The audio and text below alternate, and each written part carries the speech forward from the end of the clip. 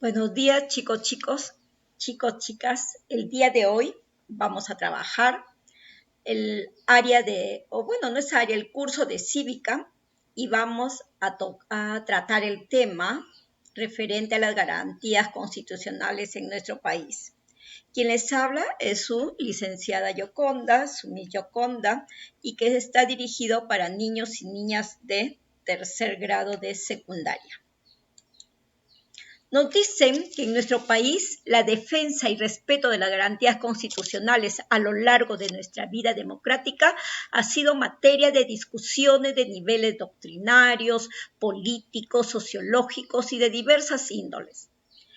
Toda vez que, pese a ser un país libre e independiente desde el año de 1821, nuestra sociedad no ha valorado estas garantías como herramienta eficaz en la defensa de los derechos fundamentales de la persona, la defensa de la supremacía de la Constitución y el control de la constitucionalidad. Tal es así que en nuestra Constitución Política de 1979 recién se instituyó un órgano autónomo y constitucional para su defensa, como lo fue el Tribunal de Garantías Constitucionales, órgano que fue vilipendiado durante la época del autogolpe de Alberto Fujimori y que fuera restituido con la Constitución de 1993 bajo la figura del Tribunal Constitucional, órgano con similares características funcionales para el eficiente ejercicio del control de la constitucionalidad de las leyes. Es por ello, estimados y estimadas estudiantes, que es menester rescatar la vital importancia de las garantías constitucionales para que en nuestras vidas cotidianas, en pleno ejercicio de nuestros derechos ciudadanos, seamos responsables en velar por su estricto cumplimiento y exigir con vehemencia todo acto que violente la supremacía de nuestra Carta Magna. Por lo tanto, el objetivo de esta clase es lograr la comprensión de cada una de las garantías constitucionales, su ejercicio y mecanismos de defensa a través del análisis. Muy bien, para poder trabajar garantías constitucionales, veamos qué significa garantías. Nos dicen que garantías son las seguridades o procedimientos tuitivos.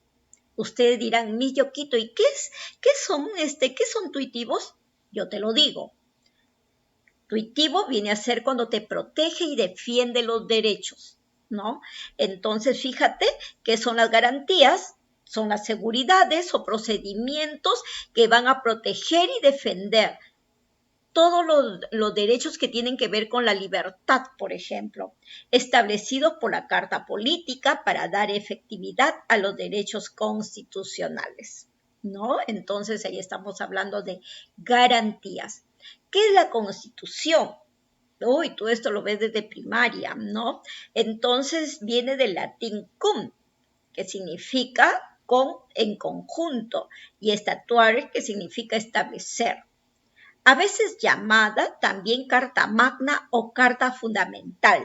Es la norma, ¿no? Aquí la tenemos, suprema de un Estado de derecho soberano, es decir, la organización establecida o aceptada para regirlo y de estos con sus ciudadanos y ciudadanas.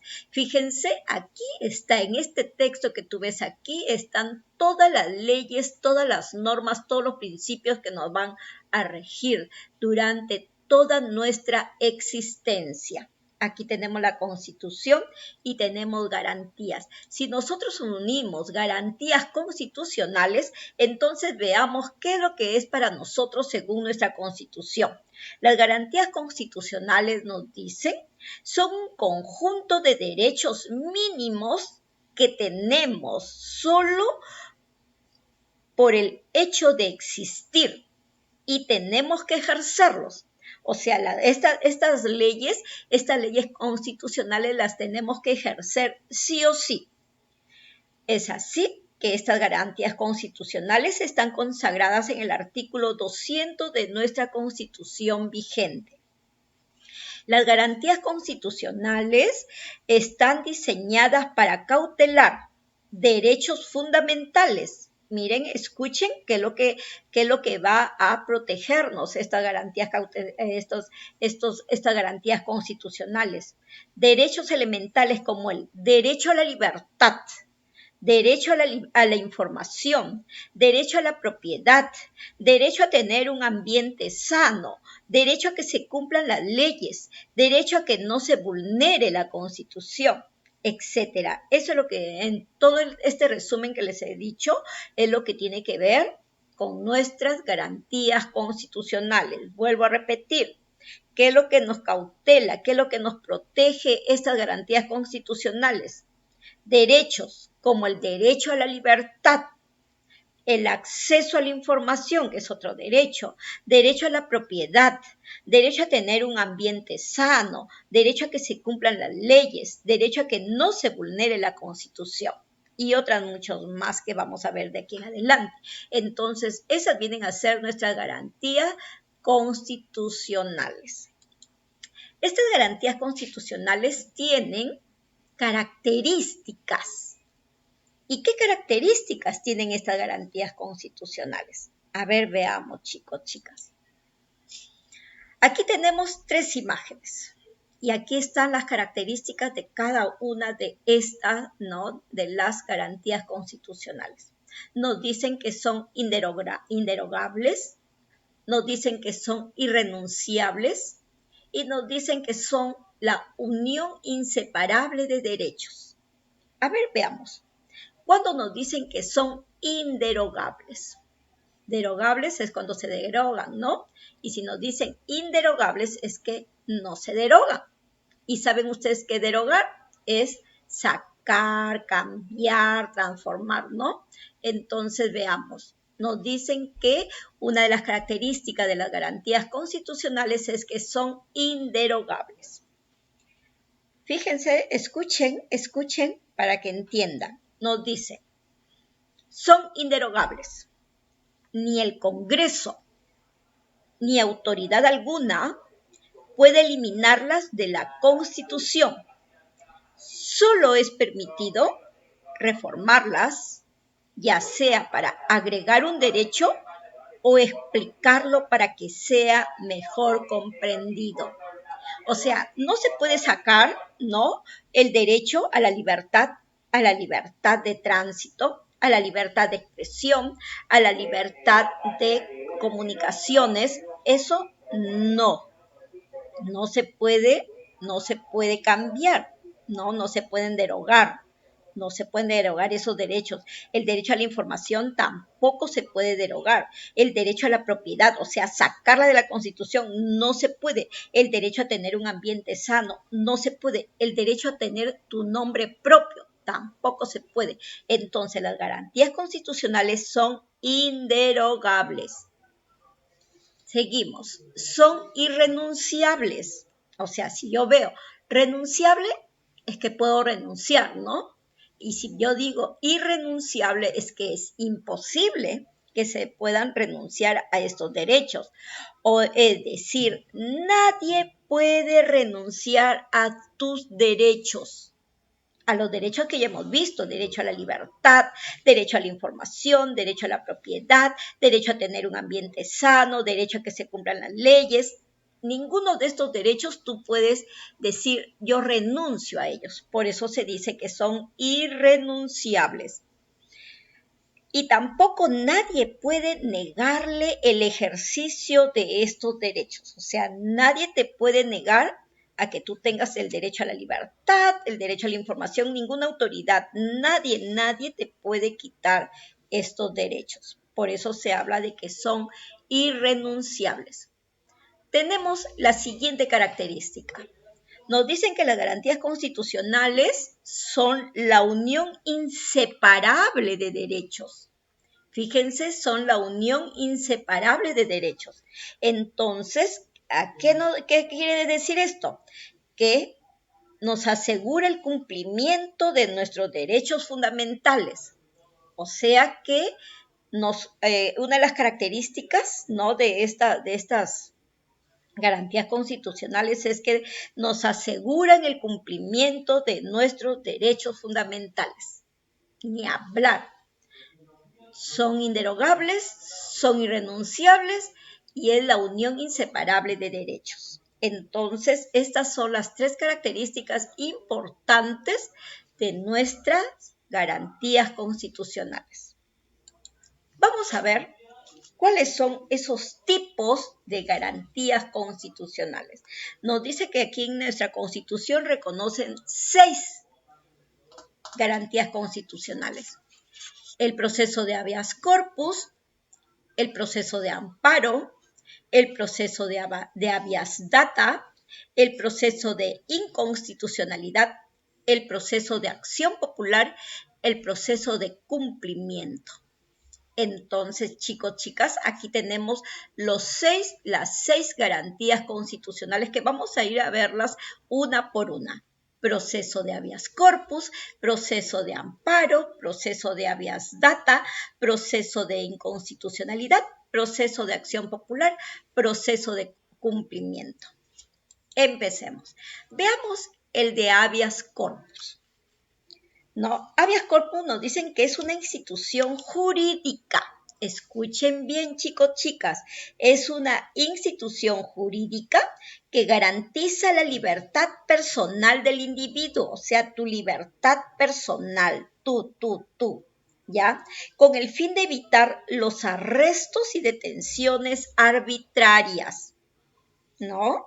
Nos dicen que el habeas corpus es una institución jurídica que garantiza la libertad personal, o sea, de tu persona, tú, del individuo con el fin de evitar los arrestos y detenciones arbitrarias. Bueno, chicos, chicas, ayer en las noticias observé de que un alcalde de La Molina había sido sujeto de maltrato, de violencia familiar por parte de su esposa, ¿no? Entonces él llama a la policía y llama a serenazgo de su municipalidad y entonces por permiso del alcalde es que estos policías y serenazgo ingresan a su casa para poder sacar a su esposa, ya que estaba ella en un estado de estrés, ¿no? Terrible. Entonces, como la señora es una señora alta, ¿no? Porque se le ve allí su fisonomía. Entonces, pues un policía no pueden hacer mucho. Tienen que agarrar fuerte para poder salir. Entonces, la señora ha presentado ayer se decía que ella iba a presentar una denuncia contra los policías. Esa denuncia, ¿no? Es que la habían atropellado, la habían magullado, la habían, ¿cómo se llama? Atacado físicamente debido a que querían detenerla. Fíjense, ella estaba hasta ayer en la noche que vi las noticias, la tenían en la comisaría.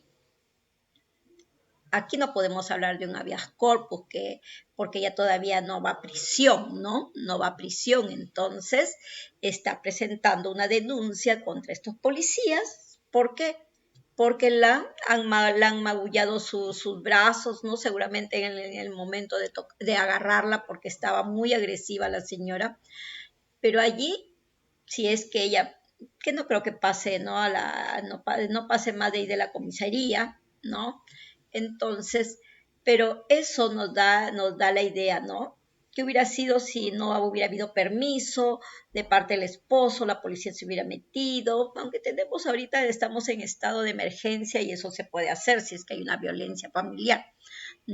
Entonces, el habeas corpus, ¿qué hace? Garantiza la libertad de la persona con el fin de evitar los arrestos, detenciones y otro tipo de abuso contra ella. En la Constitución Política de Perú es mencionado en el artículo 200. El habeas corpus no admite cambios, prohibiciones ni impedimentos. Entonces, así tenemos que se basa en la obligación de presentar a todo detenido en un plazo perentorio ante el juez, que podría ordenar la libertad inmediata del detenido si no encontrara motivo suficiente de arresto. Cuando un individuo comete un atentado contra la libertad individual, en vez de denunciarlo por este delito y seguir un largo proceso penal costoso y a veces infructuoso, la Constitución permite interponer un habeas corpus para hacer cesar el abuso y sancionar, ¿no?, al juez que lo tiene demasiado tiempo, por ejemplo, en prisión, ¿no? Y el habeas corpus, ¿qué protege? Miren, la libertad de tránsito. Te protege, eso te protege. Tú puedes trasladarte a cualquier parte de nuestro país mientras que no hayas infringido la ley. La inviolabilidad del domicilio. O sea, nadie puede entrar a tu casa, ¿no?, intempestivamente, mientras no tenga una orden, ¿no? Una orden para poder ingresar a tu casa.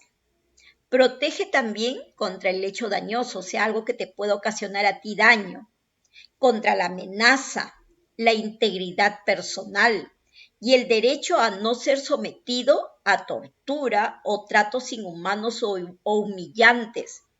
También protege que no seas violentado para obtener declaraciones, ¿no?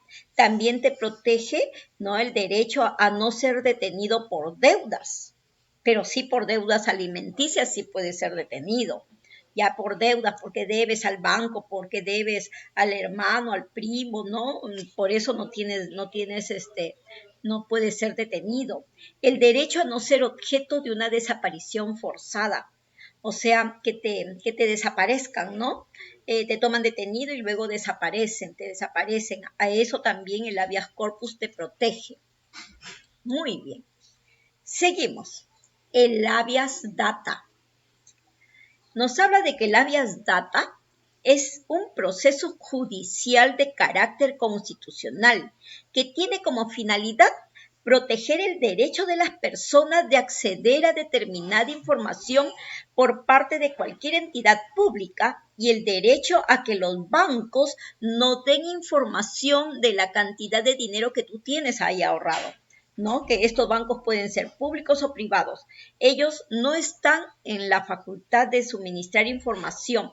¿Por qué? Porque si ellos dicen qué cantidad de dinero tú tienes en los bancos, puedes, ¿no?, que estén afectando tu intimidad personal y familiar. Los derechos protegidos por el habeas data, ¿no?, son acceder a la información que obre en poder de cualquier entidad pública y o privada, ya que trate de la que generen, produzcan, procesen o posean, incluida la que obra en expedientes terminados o en trámite, estudios, dictámenes, opiniones, datos estadísticos, informes técnicos y cualquier otro documento que la administración pública tenga en su poder. Cualquiera que sea la forma de expresión, ya sea gráfica, sonora, visual, electromagnética o que obre en cualquier otro tipo de soporte material. O sea, tú tienes derecho a tu intimidad, a tu privacidad, miren, a tu privacidad, a tu protección de datos. Por eso es que se habla del habeas data, ¿no? Nadie puede sacar información de lo que tú tienes. Fíjense, el habeas data, ¿no? Aquí está toda tu información personal.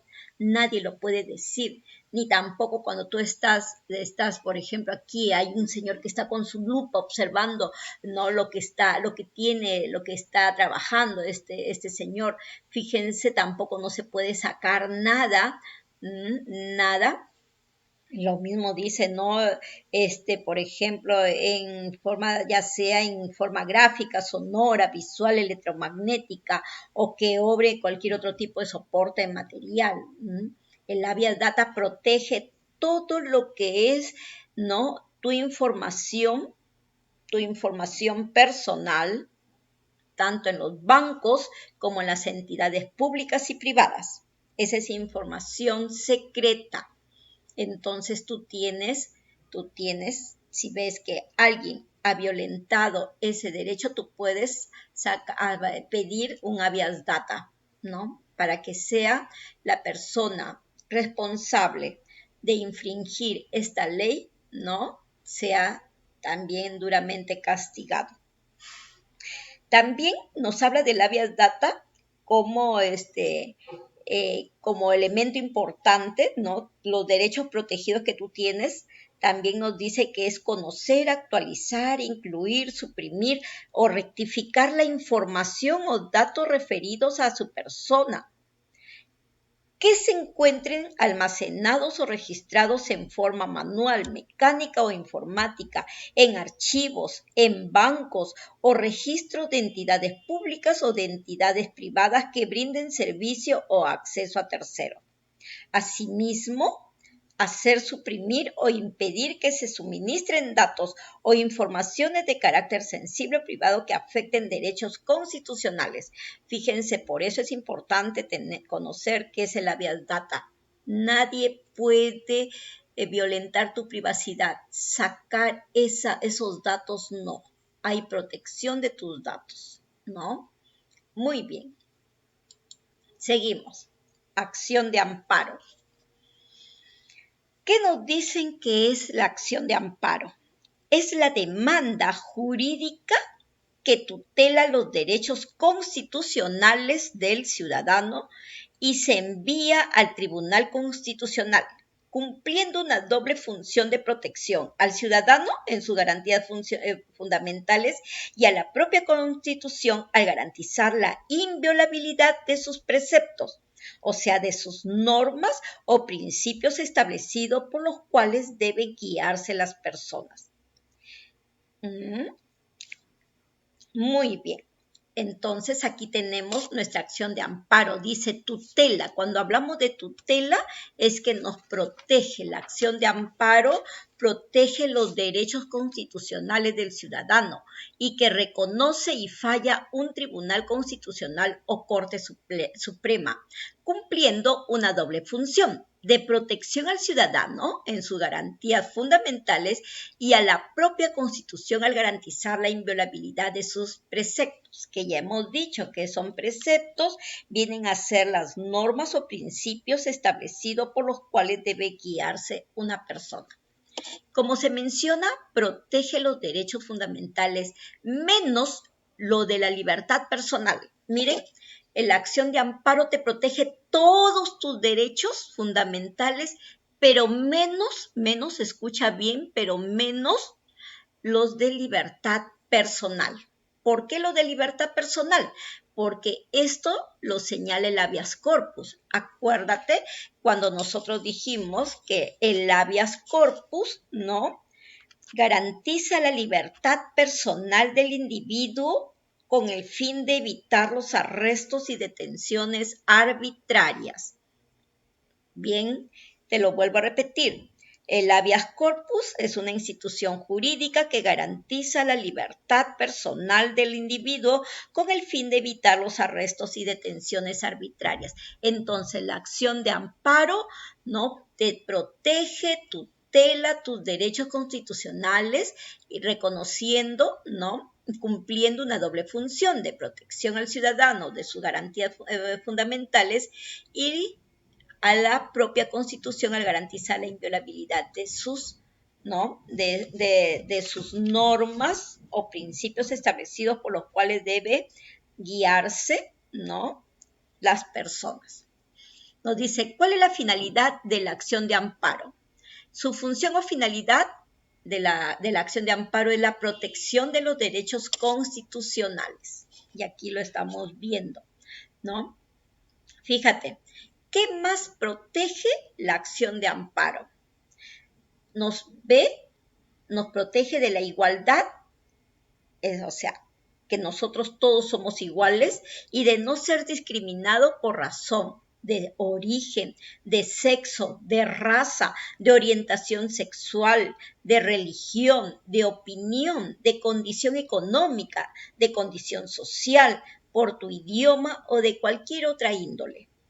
Nos protege la acción de amparo.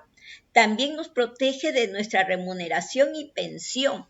Cuando tú ya seas jubilado, tú tienes el derecho a tener una pensión. No depende si estás en la ONP o estás también en una AFP, ¿no? En una AFP nos entregan todo nuestro sueldo una vez que cumpla 65 años, mientras que en la ONP te van a dar una pensión mensual, hasta que se acabe, hasta que te mueras, te dan allí.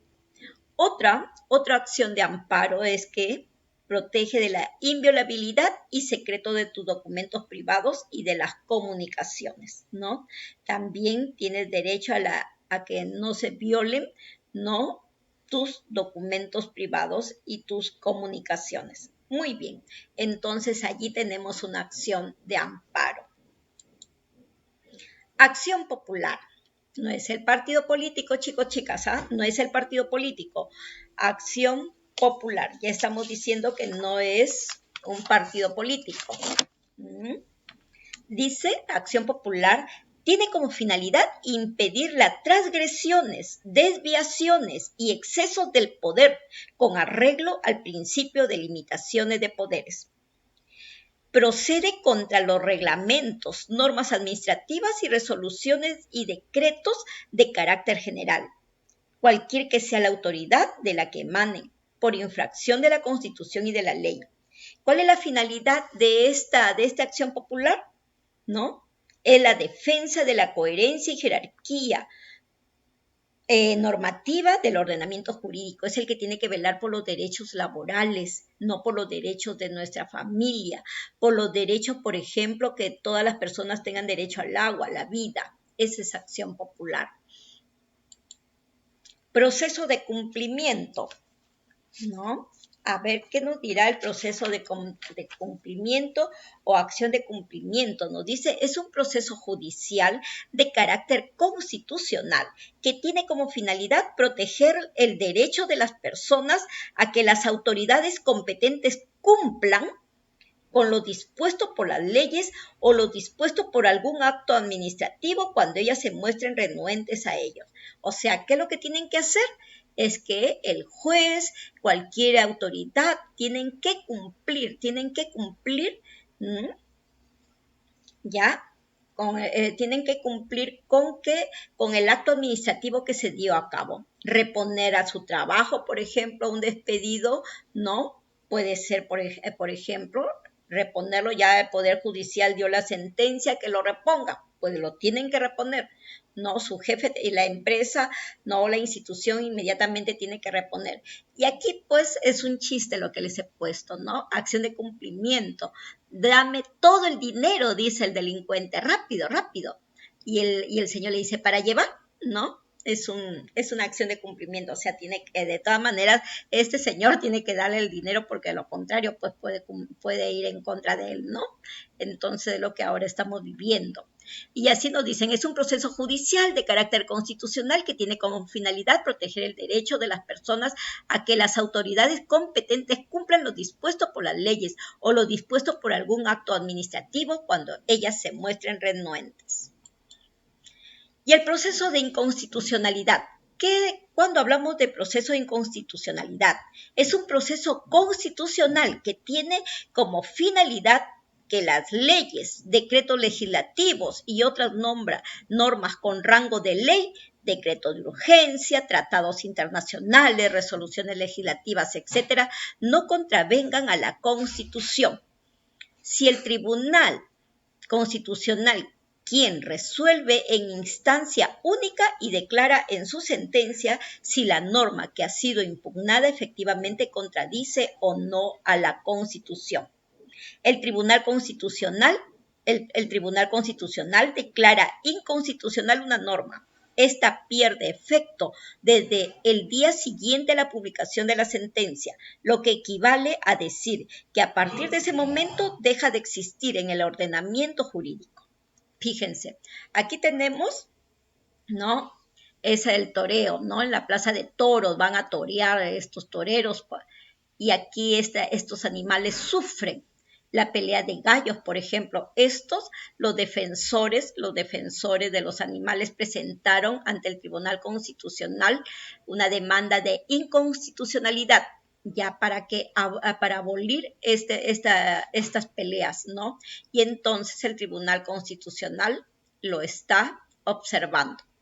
Y también el Tribunal Constitucional declaró inconstitucional la ley de retiro de los aportes de la ONP. Acuérdense que si tú tienes abuelitos y estaban en la ONP, ellos contentos porque les iban a dar, aunque sea, ¿no? 4,000 y tantos soles, si es que no podían sacar todo como lo ha estado haciendo la AFP.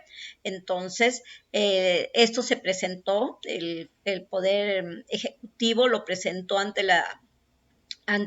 el Tribunal Constitucional, y el Tribunal Constitucional lo declaró inconstitucional, esta ley de retiros que había dado el Congreso. Por lo tanto, allí estamos viendo ejemplos sobre este proceso de inconstitucionalidad.